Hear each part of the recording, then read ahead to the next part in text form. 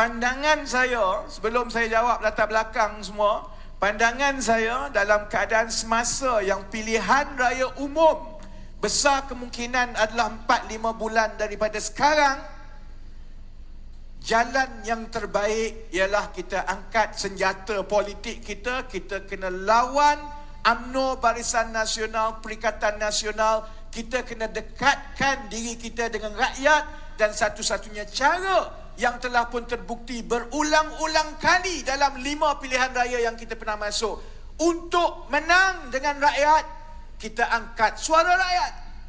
Lebih banyak kita bercakap mengenai rakyat, lebih banyak kita suarakan kepayahan mereka, lebih kreatif kita membentangkan cadangan-cadangan kita, lebih banyak pengundi-pengundi akan terpikat dengan kita. Jadi sebab itu, soal strategi dan pendekatan dalam pilihan raya kali ini jelas bagi saya. Di satu pihak, Saudara Saifuddin telah mengemudi pimpinan kanan di sekeliling Datuk Seri Anwar Ibrahim sejak 3-4 tahun yang lepas. Jalan yang diambil ialah dengan berunding. Jalan yang diambil ialah dengan pendekatan. Kalau kita perlukan 3-4 orang lagi ahli parlimen supaya Datuk Seri Anwar Ibrahim boleh jadi Perdana Menteri, bukankah lebih baik kalau kita berunding? Saya sebenarnya tak ada masalah kalau rundingan itu berjaya. Pertama, saya faham mungkin keperluannya pada ketika itu, walaupun saya tidak setuju kerana saya tak percayakan UMNO. Saya tak boleh, logik saya ialah tidak masuk akal Najib dengan Zahid akan bersetuju bahawa UMNO sokong Datuk Seri Anwar Ibrahim, bagi Datuk Seri Anwar Ibrahim jadi Perdana Menteri. Tak masuk akal bagi saya, walaupun apa yang Najib dengan Zahid kata. Lagipun kita tahu Najib dengan Zahid kaki dalam penjara. Memang dia akan cakap apa-apa sahaja untuk dia lepas penjara.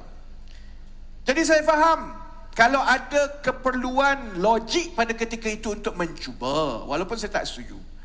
Tapi selepas 2 tahun dan dengan isyarat yang jelas dari 4 pilihan raya negeri berturut-turut bahawa kita tidak diterima kalau kita terus ambil jalan itu, saya rasa dengan juga 4 bulan sebelum kita masuk pilihan raya, maka jawapan yang jelas kena ada di kalangan pimpinan-pimpinan parti yang menyampaikan hasrat akar umbi kepada pimpinan di atas bahawa enough is enough. Kita tak nak dah runding. Satu, kerana kita tak yakin dia akan berlaku. Yang kedua, kita bimbang kena khianat balik. Yang ketiga, kita tahu juga rakyat akan jauh daripada ketiga. Dan yang paling penting keempat, bila kita berunding, kita tak boleh nak pukul dia. Kalau kita berunding dengan UMNO, takkan kita runding dengan UMNO, esok kita pukul Najib. Najib kata, kamu kata nak runding, tapi perli aku. Tak nak runding lah. Jadi kalau tinggal 4 bulan daripada sekarang dan kita perlu untuk menyerang, maka kita tak boleh berunding dengan orang-orang yang akan menjadi saingan kita. Jadi itu menjelaskan kenapa bagi saya pemilihan kali ini sepatutnya menjadi satu pungutan suara yang jelas daripada akar umbi. Keputusan itu adalah keputusan saudara-saudari, adik kakak. Kalau saudara-saudari rasakan untuk masuk pilihan raya ini, kebajikan dan kedudukan parti lebih terjamin kalau kita runding dan terus runding dengan UMNO, Bersatu, PAS dan parti-parti lain. Saya nasihatkan saudara-saudari supaya pilih saingan saya, Saudara Saifuddin Nasution Ismail, kerana itu pandangan dan kemahiran dia. Dia boleh buat tu.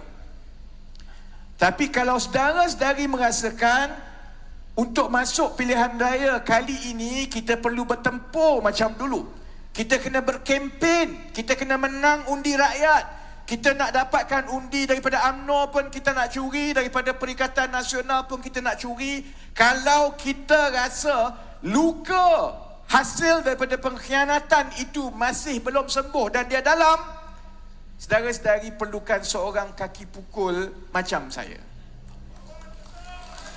Sebab itu, pilihan itu pilihan saudara-saudari. Saya tak ada masalah. Sebab macam saya sebut tadi, saya bahagia dengan hidup saya sebelum ini. Saya tidak ada minat dalam politik sebenarnya. Saya berpolitik atas setia kawan kepada kawan-kawan. Sebab dulu masa 1998, hampir semua generasi saya masuk dalam keadilan.